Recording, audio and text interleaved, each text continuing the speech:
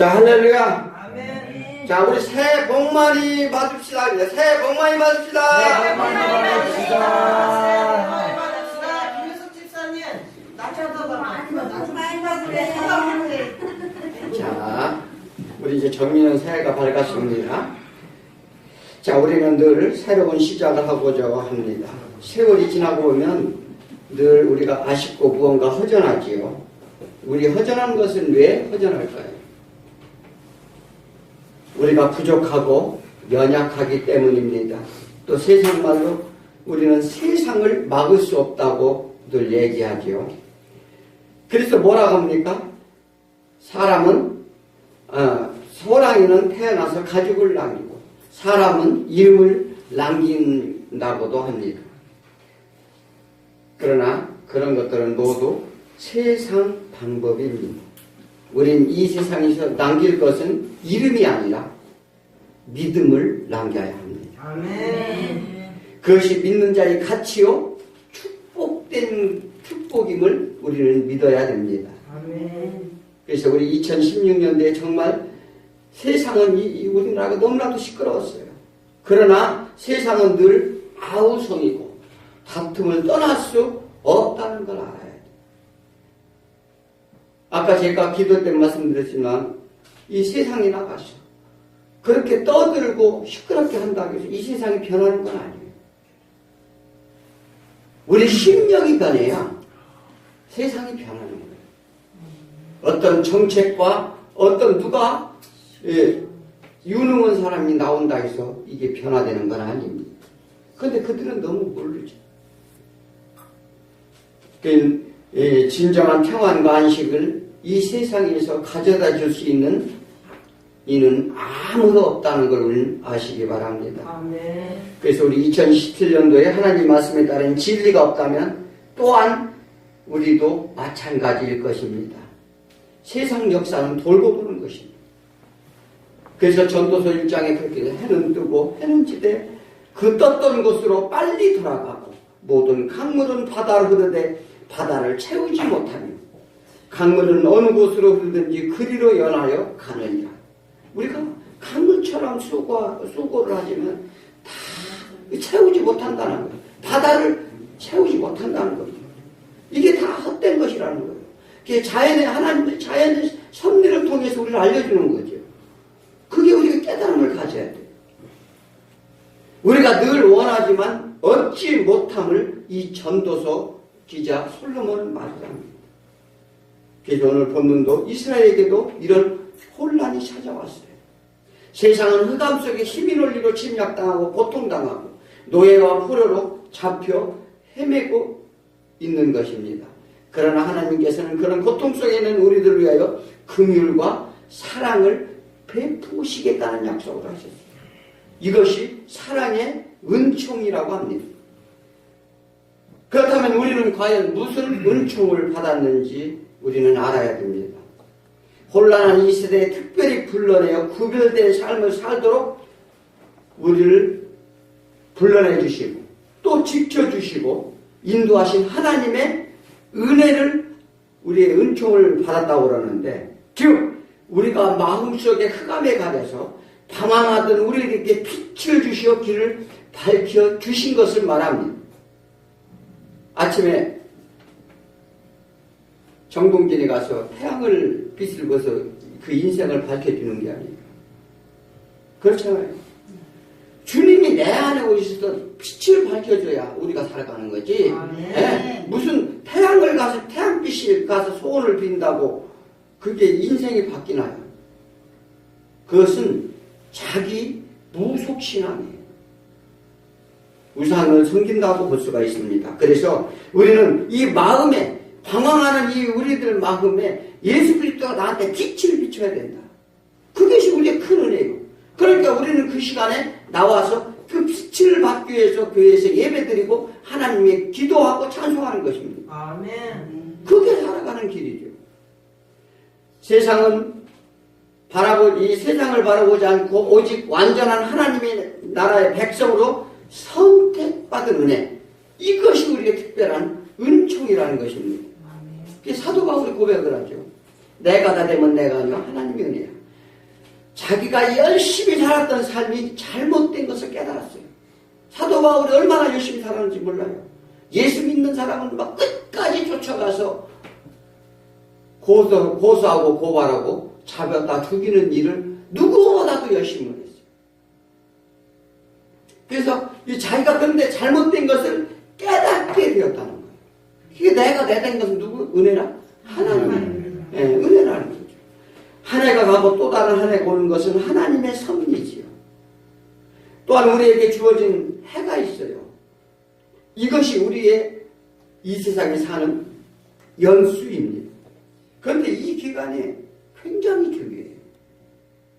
우리 세상에 짧은 연수를 살지만 이것이 우리의 생명을 좌우하는 우리의 기간이라는 것입니다. 하나님 그 기회를 주시는 거죠.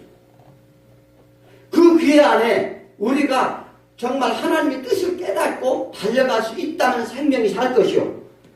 그 연수 안에 우리가 하나님을 모르고 이 세상의 종말을 구한다면 그런 멸망을 할 것이라는 것입니다. 그것이 얼마나 중요한지 몰라요. 세월 잠깐 가잖아요. 엊그제 같았는데 금방 한 해가 또 금방 흘러갔잖아요.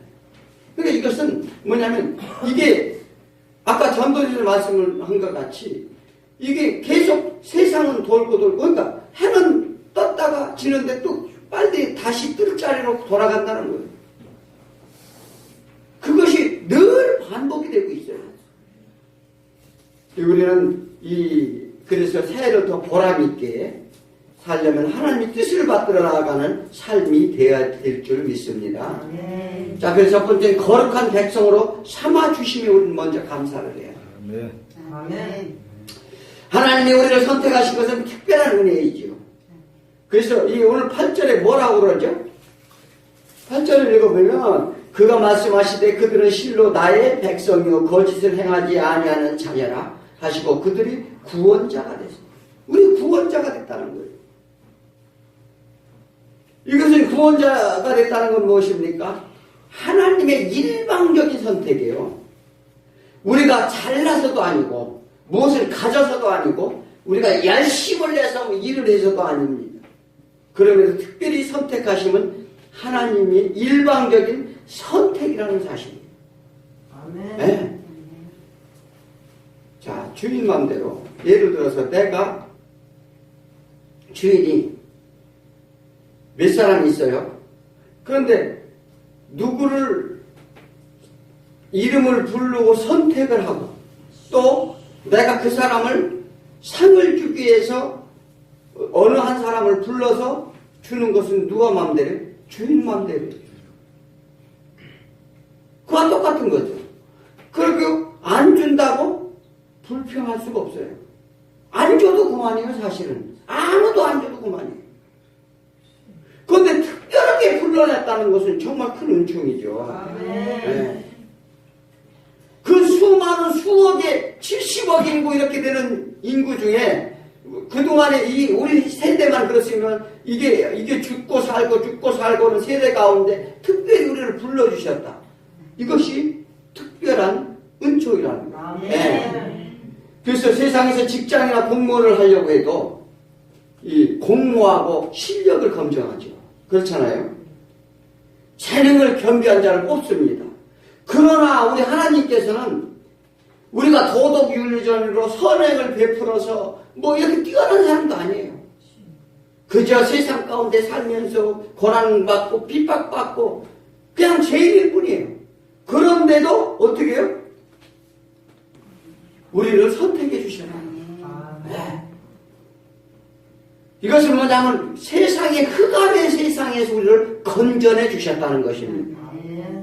그게 창세기 12장 1절에 여호와께서 이제 아브라함한테 가죠. 이르시되 너는 너의 고향과 친척과 아비집을 떠나 내가 네게 보여줄 땅으로 가라 이렇게 말합니다. 어느 날 갑자기 아브라함한테 나타났어요. 그 일방적으로 불러낸 거죠. 아브라함은 하나님이 누군지도 몰랐어요. 그는 어느 날 갑자기 나타나서 아브라함아 부르는 거예요. 누군가 이렇게 쳐다봤더니 하나님께서 오셔서 이게 느닷없이 말씀하시는 거예요. 그리고 그 아브라함을, 아무것도 모르는 아브라함을 불러내서 하나님이 선택을 하게 됩니다. 그거 선택만 했나요? 그리고 일방적인 계약을 해요. 어떤 계약을 해요? 너는 내 백성이라. 내가 지명하여 불렀나니 너는 나의 백성이라. 우리가 지명돼서 불렀다는 사실이에요. 네. 아니, 어떤 사람이 청소를 열심히 하고 있었어요. 청와대에서. 그게 우리 청와대가 아니고 이제 대통령 관저 근처에서 열심히 청소를 하고 있는데 어느 날 대통령이 출근하다가 불러서 뭐라고 그러냐면 이따가 우리 관저 안으로 들어오라는 거예요. 그러니까 그래서 점심때쯤에서 들어갔더니 대통령이 청소부를 4명을 모아놓고서 식사 대접하고 싶어서 불렀다는 거예요. 그래서 그들이 식사를 하고 나와서 어떻게 해요? 너무나 마음이 기뻤어요. 대통령이 우리를 이렇게 알아줘서 불렀다. 그런데 그런 대통령이 불러준 것도 그렇게 기쁜데 아니 하나님이 지명해서 불렀다니 기쁘지 않아요? 네. 예, 우리가 이걸 알아야 돼요. 그런데 그냥 우리가 이렇게 불러냄이 그냥 내 스스로 내 자의적으로 온 게 아니에요. 이 내 자유로 올 수가 없어요. 이 흑암의 세상, 사단의 세상에서 얽매이고 묶였던 우리에게 일일이 지명해 부르셨다는 것을 우리는 그래서 믿어야 됩니다. 아멘. 그리고 부르기만 한 것이 아닙니다. 아브라함이 그렇게 소원하던 씨를 주시겠다는 약속을 하셨어요. 그 씨로 하여금 상속자로 삼으시겠다 약속하셨어요. 이 땅의 소유는 물론 하나님 나라 기업에 약속을 하셨다는 것입니다. 우리는 그 씨의 약속대로 오신 예수 그리스도를 우리는 보는 것입니다. 그리고 믿는 것입니다. 예수가 시작이요 끝이라는 것을 우리는 알기 때문에 그렇습니다. 그런데 그 씨를 받은 사람이 있고 받지 못하는 사람이 있어요. 말씀을 주어도 알지 못하고 들어도 듣지 못하는 자들이 있어요. 소기의 경읽기라고 그러죠. 그들은요 화인을 맞았다고 그래요. 이게 사단의 화인을 맞으면 김수희표를 받았다고 그럽니다. 그거를 그러면은요 하나님 말씀에 들리질 않아요. 네, 그런 자들에겐 길을 막았다고 그렇게 말씀합니다. 그래서 하나님의 만인을 다 구원하고 하지만 선택된 자들만 구원하시는 거예요. 그걸 아셔야 돼요. 그리고 우리가 이걸 정말 감사해야 될 부분이에요. 저 세상 가운데 헤매이는 저 영혼들 얼마나 불쌍합니까? 그래서 하나님의 말씀을 듣게 되는 것은 하나님의 무조건적 선택이라고 그럽니다. 그러고 하나님의 선하신 의지에 따른 일방적인 선택으로 무조건적 은혜라는 걸 우리는 믿으시기 바랍니다. 그 은혜가 오늘날 우리에게 임하였다는 거예요. 그러므로 예수 앞에 나와 예배 드림을 우리는 허락되었다는 것입니다. 교회가 무슨 국정원도 아니고 청와대도 아니고 그런데 교회 문턱이 너무나도 높아요. 넘지 못합니다. 그래서 마태복음 16장 19절에 내가 천국 열쇠를 너에게 주리니 네가 땅에서 무엇인지 매면 하늘에서 매일 것이요 네가 땅에서 무엇인지 풀면 하늘에서 풀리리라. 이 세상에 불법적인 사단이 권세에서 매여 있다면 하늘에서도 매인 자가 될 거라는 거예요. 하늘나라에서 가지 못하게 된다는 것입니다. 세상의 불법적인 것들에서 예수를 믿고 그들이 사슬에서 벗어난다면 하늘나라에 갈 수 있다는 거예요. 그러면 어디서 풀어주느냐? 베드로를 통해서 예수님 말합니다. 반석 위에 내 교회를 세우리니 음부의 권세가 이기지 못하리라. 하나님 이렇게 허락하시죠. 교회를 이렇게 선택하신 거예요. 그래서 교회 음부의 권세가 이기지 못하도록 그래서 이 땅에서 매일 사슬에서 풀리도록 그 풀린 자는 하늘에서 풀린다고 했잖아요. 그래서 베드로의 신앙 고백 안에 그 터위에 반석위에 내가 교회를 세운다. 왜 아무나 교회에 오지 못하냐는 것은 누가 막아서가 아니에요. 어떤 경비가 심해서도 아닙니다. 사단의 사슬에 매여 있다는 거예요. 그렇기 때문에 못 오는 거예요. 다른 말로는 하나님의 선택을 받지 못했다는 것입니다. 그러므로 고린도전서 15장 10절에 보면 내가 나 된 것은 하나님의 은혜로 된 것이니 내가 주신 그 은혜가 헛되지 않은 은혜라. 이 사도 바울이 집 가운데서 하나님이 특별히 선택받은 것은 그런 것에 감사를 드리는 거예요. 왜? 예수 그리스도를 만나니까 내가 죽을 수밖에 없었는데 하나님이 특별히 누구요? 나는 죄인 중에 죄시요 개수 중에 개수라. 이런 죄인 중에 개수를 하나님이 나를 특별히 선택해 줬다는 데 감사하는 거예요. 아멘. 우리는 잘나서 선택했나요? 여기 다 죄인이고 정말 죽을 수밖에 없는 사람들이에요. 그럼에도 불구하고 우리를 이렇게 지명해서 불렀나니 너는 내 백성이라. 얼마나 감사합니까? 아멘. 그런데 이런 감사를 느끼지 않는다고 하면 정말 안 돼요. 아멘. 우리가 2017년도는 이런 감사의 삶을 살아야 될 줄 믿습니다. 아멘. 그래서 사도 바울은 자기를 살려주심에 그 하나를 보고 그는 모든 목숨을 다 바쳐서 모든 삶을 다 하나님께 드렸다는 것입니다. 그래서 우리는 하나님이 선택하신 은혜가 헛된 것이 아닌 생명줄이 된다는 것을 우리는 감사하시기 바랍니다. 두 번째는 백성이 환난 가운데 늘 함께 하신다는 거예요. 이스라엘 민족은 하나님이 특별한 선택으로 부름받았지만 그들은 하나님께 불순종했습니다. 오늘 본문에서는 이사야 선지자가 이 이스라엘 백성에게 그동안에 베풀던 은혜를 회상하고 그 은혜를 다시 달라고 기도하는 장면이에요. 오직 하나님만 의지하면 되는데 세상은 사단의 권세 아래 있으므로 세상 것에 우리는 흔들립니다. 애굽에 40년 종살이에서 건져내실 때도 애굽인에게 10가지 재앙을 내리시고 그들의 장자들을 제물 삼아서 홍해를 가르시고 불기둥과 구름기둥으로 보호하시며 목마를 때는 반석에서 물을 내게 해주고 수고하지 않아도 만나와 매출하기를 주시고 또 그리고 40년간 의복도 헐지 않고 발도 굶트지 아니하였더라. 그리고 젖과 꿀이 흐르는 땅으로 약속된 땅으로 인도하신 하나님 아버지. 그런 하나님 아버지가 지금 어디 계시나이까? 이 백성들이 그런 하나님의 놀라운 기적과 이적과 체험을 보고서도 하나님을 믿지 아니하였다. 그러나 반드시 여호와께서 이 택하신 백성을 반드시 승리하게 해주신 하나님인 줄 믿습니다 하는 얘기예요.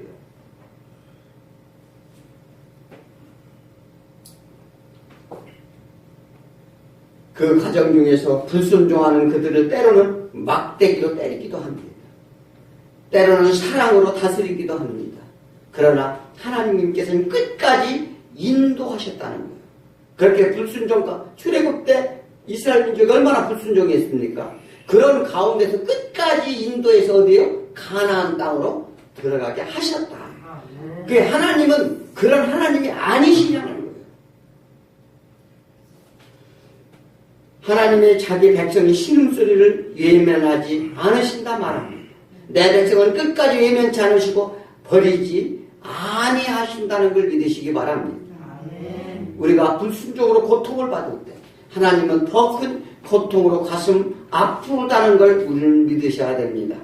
그래서 9절에 보면 그렇잖아요. 그들이 모든 환난에 동참하사. 누가 동참했어요?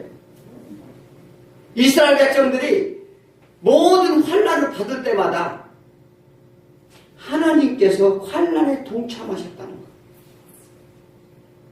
자기 앞에 사자로 하여금 그들을 구원하시며 그의 사랑과 그의 자비로 그들을 구원하시고 일적 모든 날에 그들을 드리며 안으셨다 말해요. 그런데 우리는요, 하나님이 지금도 이 시간에서 우리를 지켜보시고 우리가 고통 중에 있다면 하나님이 같이 고통을 받으신다는 거예요. 우리는 그런 하나님을 믿습니다.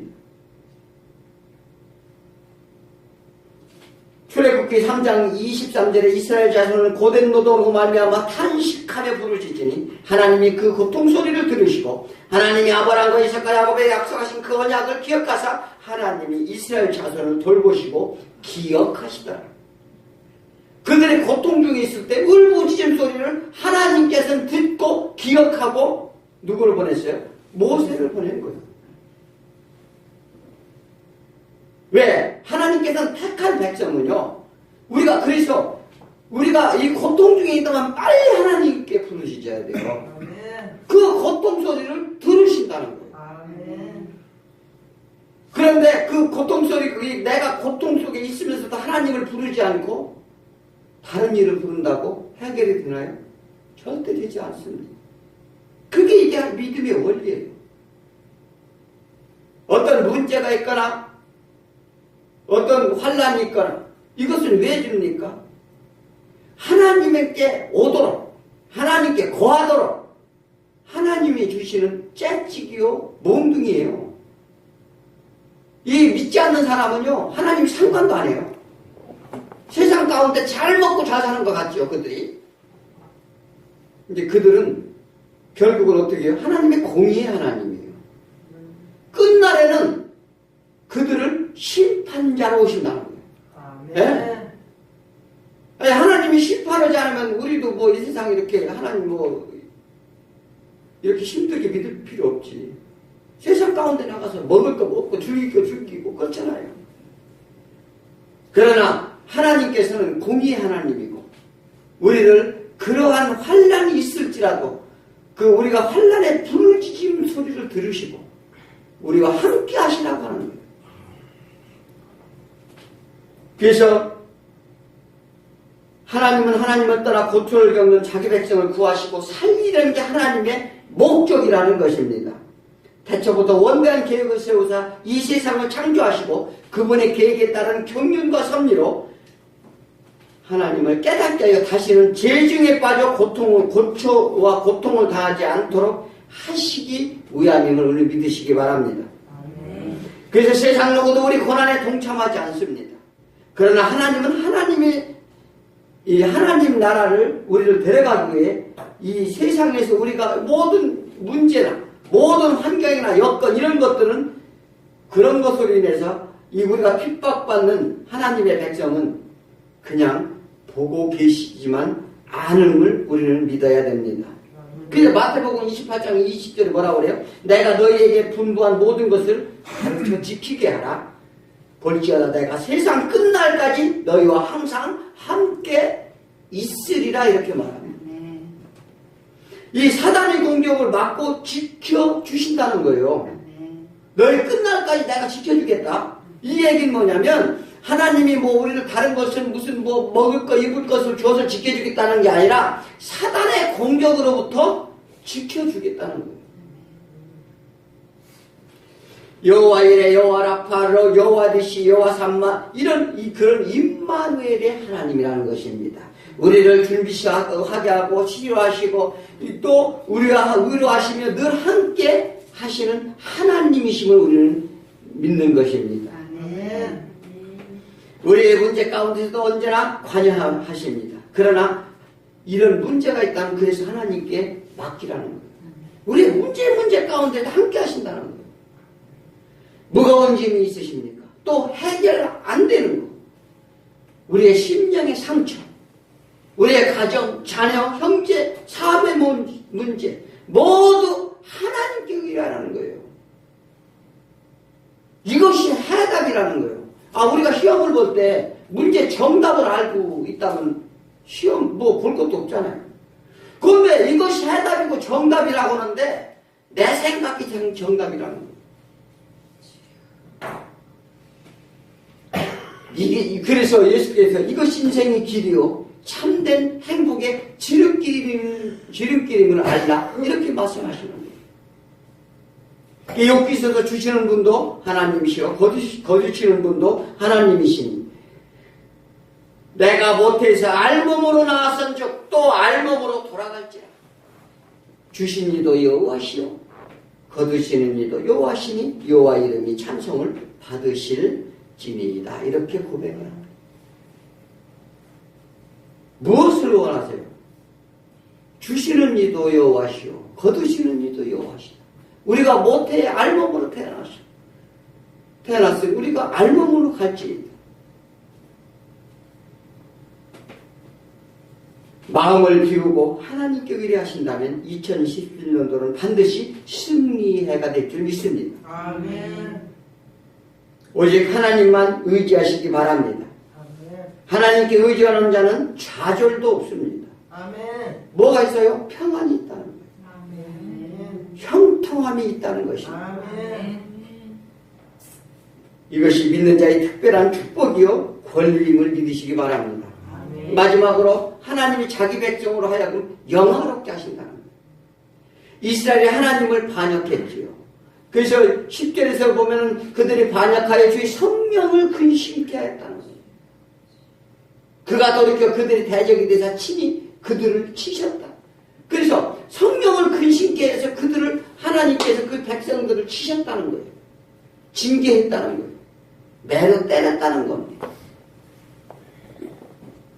백성이 했죠. 모세 때는 기억하여 이르되 백성과 양떼의 목자를 바다에서 올라가게 하신 이가 이제 어디 계시냐? 그들 가운데 성령을 두신 이가 이제 어디 계시냐? 그들이 홍해를 건넜대. 모세를 통해서 팔에 모세의 오른손을 이끄시며 그 이름을 영원하게 하시사 그들 앞에서 물을 갈라지게 하셨다는 거예요. 하나님을 근심케 하고 성령님을 근심케 하는 것은 큰 문제입니다. 그래서 우리 안에 두 개의 법이 있다고 사도 바울이 얘기하잖아요. 육체의 소욕의 법과 성령의 법이 내 안에 존재하고 있다. 즉 내 안에 사단도 있고 성령님도 계신다는 얘기예요. 그러므로 나는 누구의 법으로 다스리냐의 싸움이라는 것입니다. 누굴 주인으로 삼느냐는 거죠. 내 안에 두 개의 법이 있는데 어떤 법을 기준으로 내가 살아가느냐는 것입니다. 그래서 그 얘기를 하는 거예요. 우리 싸움은 그래서 영과 육의 싸움이라는 얘기가 그래서 하는 거죠. 혈과 육의 싸움이 아니라 세상의 권세와 사단들의 영들과 하나님의 성령의 싸움이라. 그러니까 우리가 싸워야 될 것은 내 안에 있는 그 법이 누구를 주인을 삼고 어떤 법으로 살아가려는 것이 이 싸움이라는 거예요. 사단은 우리 마음을 흔들어 놓습니다. 소돔과 고모라 성의 심판은 어떻게 했어요? 각기 자기 육신대로 행했어요. 그러니까 성령은 안 계시고 육신의 법대로 그들은 행했어요. 그래서 죄가 점점 쌓여가지고 그릇이 있는데 넘쳐났어요. 더 담을 수가 없어요, 죄를. 그래서 하나님께서 심판하셨다 이렇게 말합니다. 사사시대는 어땠어요? 하나님의 응답이 없던 시절이 있었어요. 너희들끼리 한번 살아봐라. 그들이 하나님이 없으면 어떻게 했어요? 각기 자기 소견대로 살았다. 자기 소견대로 사는 결과가 어때요? 세상은 황폐하게 변했습니다. 하나님은 온데간데 없었어요. 거짓과 사실과 도둑질과 방탕함 이 세상을 어둡게 했습니다. 사사기 14장 17절에 세계를 황무하게 하며 성읍을 파괴하며 그에게 사로잡힌 자들은 집으로 놓아보내지 아니하더라. 그게 사단에 전부 사로잡혀가지고 그들이 다시 자기 집으로 돌아가지 못하더라겠다는 거예요. 우리가 사단에게 사로잡히면 마음이 황폐하게 되며 모든 것이 다 파괴됩니다. 그래서 이 교회를 못 나오는 거예요. 한번 가만히 보십시오.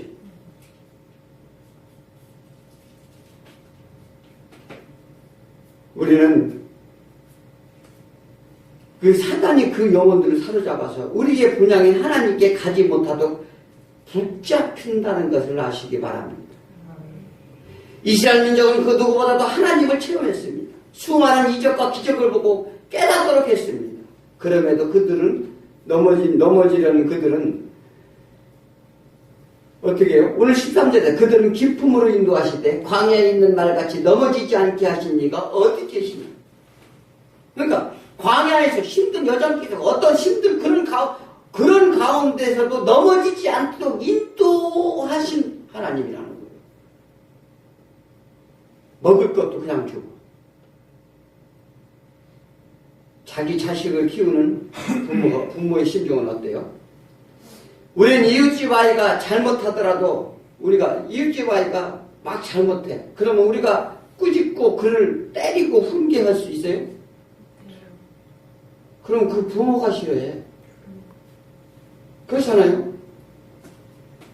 그러나 내 자식이 잘못했다면 때려서라도 버릇을 고치려 하는 게 부모의 교육입니다. 왜 우리를 고치려 해요? 우리를 천국에 데려가려고. 네. 사단의 사슬에서 건져내시려서 천국에 데려가려고.